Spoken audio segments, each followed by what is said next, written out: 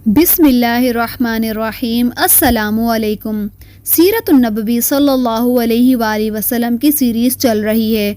पिछली वीडियो में हमने आपको बताया कि मुशरिकीन मक्का ने किस तरह हुजूर सल्लल्लाहु अलैहि वआलिहि वसल्लम को चाँद के 2 टुकड़े करने का मुतालबा किया। हुजूर सल्लल्लाहु अलैहि वआलिहि वसल्लम ने अल्लाह के हुक्म से चाँद के 2 टुकड़े किए, लेकिन मुशरिकीन मक्का फिर भी हुजूर सल्लल्लाहु अलैहि वआलिहि वसल्लम पर ईमान ना लाए। उस वक्त आप पर रंज और गम की कैफियत तारी थी।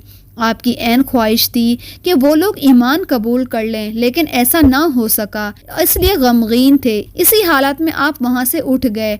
मुशरिकीन ने इस किस्म की और भी फरमाइशें की।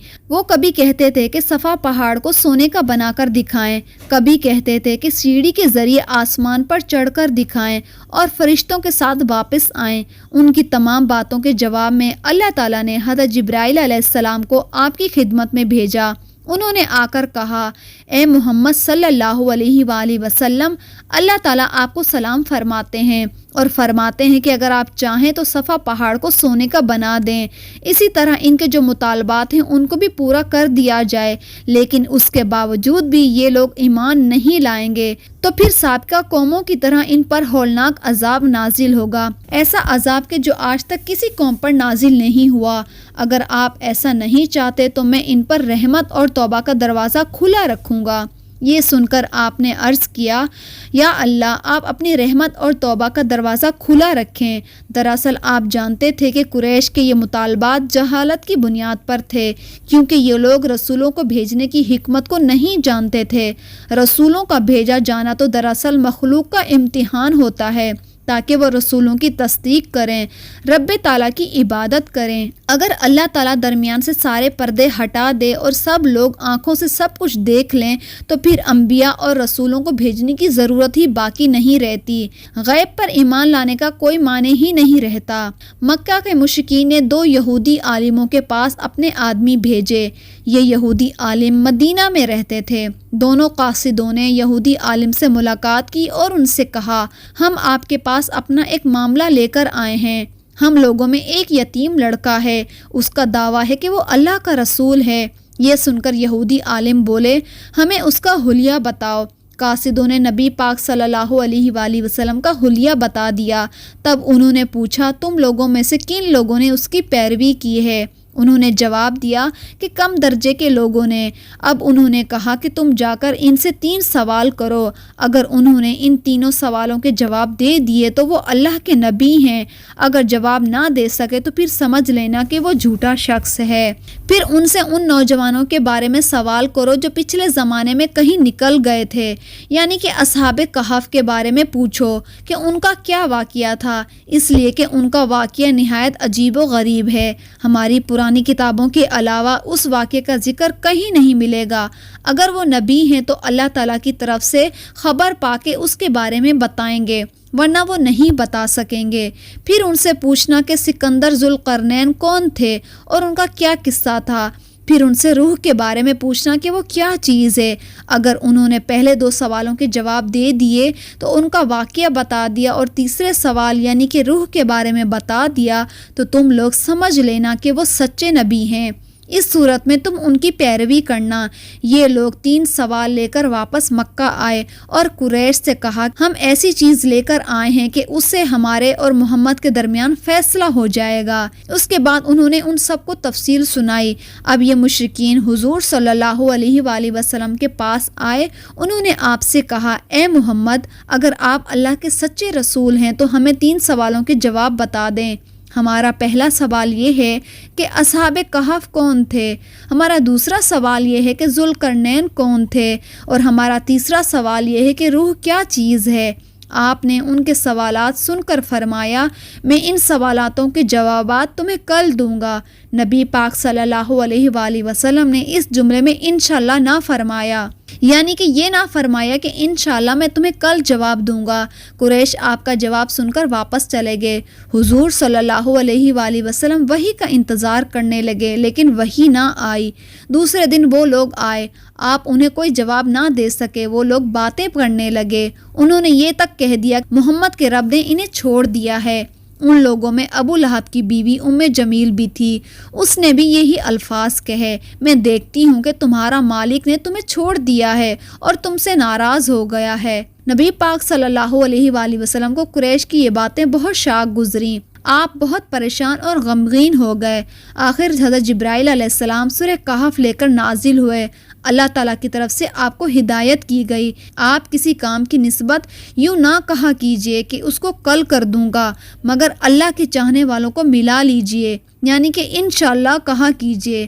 آپ بھول جائیں تو اپنے رب کا ذکر کیا کیجئے اور کہہ دیجئے کہ مجھے امید ہے کہ میرا رب مجھے نبوت کی دلیل بننے کے اعتبار سے اس سے بھی زیادہ نزدیک تر بات بتا دے گا۔ مطلب یہ تھا کہ جب آپ یہ کہیں کہ آئندہ فلاں وقت پر میں یہ کام کروں گا تو اس کے ساتھ انشاءاللہ ضرور کہا کیجئے۔ اگر آپ اس وقت اپنی بات کے ساتھ انشاءاللہ ملانا بھول جائیں تو بعد میں یاد آ جائے تو اس وقت بھی انشاءاللہ کہہ دیا کریں، اس لیے کہ بھول جانے کے بعد یاد آنے پر بھی انشاءاللہ کہہ دینا بھی ایسا ہے کہ جیسے گفتگو کے ساتھ کہہ دینا۔ اس موقع پر وحی میں دیر اسی بنا پر ہوئی تھی، آپ نے انشاءاللہ نہیں کہا تھا۔ جب جبرائیل امین سورہ کہف لے کر آئے تو آپ نے ان سے پوچھا تھا، جبرائیل تم اتنی مدت میرے پاس آنے میں کیوں رکے رہے؟ اس سے تشویش پیدا ہونے لگی تھی۔ جواب میں حضرت جبرائیل نے عرض کیا، ہم آپ کے رب کے حکم کے بغیر نہ ایک زمانے سے دوسرے زمانے میں داخل نہیں ہو سکتے، نہ ہی ایک جگہ سے دوسری جگہ جا سکتے ہیں، ہم تو صرف اس کے حکم پر عمل کرتے ہیں۔ اور یہ جو کفار کہہ رہے ہیں کہ آپ کے رب نے آپ کو چھوڑ دیا ہے، تو آپ کے رب نے آپ کو ہرگز نہیں چھوڑا، بلکہ یہ سب اس کی حکمت کے مطابق ہوا ہے۔ پھر حضرت جبرائیل علیہ السلام نے آپ کو اصحاب کہف کے بارے میں بتایا، ذوالقرنین کے بارے میں بتایا اور پھر روح کے بارے میں بھی وضاحت کی۔ اصحاب کہف کی تفسیر ابن کثیر کے مطابق یوں ہے کہ وہ چند نوجوان تھے، دین حق کی طرف مائل ہو گئے تھے اور راہ ہدایت پر آ گئے تھے۔ یہ نوجوان پرہیزگار تھے، اپنے رب کو معبود مانتے تھے، یعنی توحید کے قائل تھے، ایمان میں روز بروز بڑھ رہے تھے، اور یہ لوگ حضرت عیسیٰ کے دین پر تھے۔ لیکن بعض روایت سے یہ بھی معلوم ہوتا ہے کہ یہ واقعہ حضرت عیسیٰ سے بھی پہلے کا ہے، اس لیے یہ سوال یہودیوں نے پوچھے تھے۔ اس کا مطلب ہے کہ یہودیوں کی کتاب میں بھی یہ واقعہ موجود تھا، اس لیے یہ بات ثابت ہوتی ہے کہ یہ واقعہ حضرت عیسیٰ سے بھی پہلے کا ہے۔ قوم نے ان کی مخالفت کی، ان لوگوں نے صبر کیا۔ اس زمانے کے بادشاہ کا نام دقیانوس تھا، وہ مشرک تھا، اس نے سب کو شرک پر لگا رکھا تھا، بہت ظالم تھا، بت پرستی کرواتا تھا، سالانہ میلہ لگتا تھا۔ یہ نوجوان اپنے ماں باپ کے ساتھ اس میلے میں گئے، وہاں انہوں نے بتوں کی پوجا ہوتے ہوئے دیکھی۔ یہ وہاں سے بیزار ہو کر نکل آئے اور سب ایک درخت کے نیچے جمع ہو گئے، اور اس سے پہلے کہ یہ لوگ الگ الگ تھے، ایک دوسرے کو جانتے نہیں تھے، آپس میں بات چیت شروع ہوئی تو معلوم ہوا یہ سب بت پرستی سے بیزار ہو کر میلے سے چلے آئے ہیں۔ یہ آپس میں گھل مل گئے، انہوں نے اللہ تعالیٰ کی عبادت کے لیے ایک جگہ مقرر کر لی۔ رفتہ رفتہ مشرک قوم کو ان کے بارے میں پتہ چل گیا، وہ انہیں پکڑ کر بادشاہ کے پاس لے گئے۔ بادشاہ نے ان سے سوالات کیے تو انہوں نے نہایت دلیری سے شرک سے بری ہونے کا اعلان کیا۔ بادشاہ اور درباریوں کو بھی توحید کی دعوت دی۔ انہوں نے صاف کہہ دیا کہ ہمارا رب وہی ہے جو آسمان اور زمین کا خالق ہے، یہ ناممکن ہے کہ ہم اس کے سوا کسی اور کی عبادت کریں۔ ان کی اس صاف گوئی پر بادشاہ بگڑ گیا، اس نے انہیں ڈرایا دھمکایا اور کہا کہ اگر یہ باز نہ آئے تو میں انہیں سخت سزا دوں گا۔ بادشاہ کا حکم سن کر ان میں کوئی کمزوری پیدا نہ ہوئی، ان کے دل مضبوط ہو گئے، لیکن ساتھ ہی انہوں نے محسوس کر لیا کہ یہاں رہ کر اپنی دینداری پر قائم نہیں رہ سکیں گے، اس لیے انہوں نے سب کو چھوڑ کر وہاں سے نکلنے کا ارادہ کیا۔ جب یہ لوگ اپنے دین کو بچانے کے لیے قربانی دینے پر تیار ہو گئے تو ان پر اللہ تعالیٰ نے رحمت نازل کی اور ان سے فرما دیا گیا کہ جاؤ تم کسی غار میں پناہ حاصل کرو، تم پر تمہارے رب کی رحمت ہوگی، وہ تمہارے کام میں آسانی اور راحت پیدا کرے گا۔ بس یہ لوگ موقع پا کر وہاں سے بھاگ نکلے اور ایک پہاڑ کی غار میں چھپ گئے۔ قوم نے انہیں ہر طرف تلاش کیا لیکن وہ نہ ملے۔ اللہ تعالیٰ نے انہیں ان کے دیکھنے سے عاجز کر دیا۔ بالکل اس قسم کا واقعہ حضور صلی اللہ علیہ وآلہ وسلم کے ساتھ بھی پیش آیا تھا، جب آپ نے حضرت ابو بکر کے ساتھ غار ثور میں پناہ لی تھی، لیکن مشرکین غار کے منہ تک آنے کے باوجود بھی آپ کو دیکھ نہ سکے تھے۔ اس واقعے میں بھی چند روایتیں تفصیل کے ساتھ یوں ہیں کہ بادشاہ کے آدمیوں نے ان کا تعاقب کیا، غار تک بھی پہنچ گئے، لیکن غار میں وہ لوگ ان کو نظر نہ آئے۔ قرآن کریم کا اعلان ہے کہ اس غار میں صبح اور شام دھوپ آتی جاتی ہے۔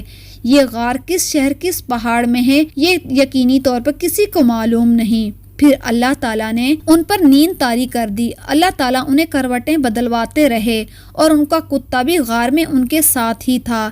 اللہ تعالیٰ نے جس طرح اپنی قدرت کاملہ سے انہیں سلا دیا تھا، اسی طرح انہیں جگا دیا۔ وہ 309 سال تک سوتے رہے۔ اب 309 سال کے بعد جاگے تو بالکل ایسے ہی تھے جیسے ابھی کل ہی سوئے تھے۔ امید ہے کہ آپ کو ویڈیو پسند آئی ہوگی۔ پسند آنے کی صورت میں ویڈیو کو لائک، چینل کو سبسکرائب کریں۔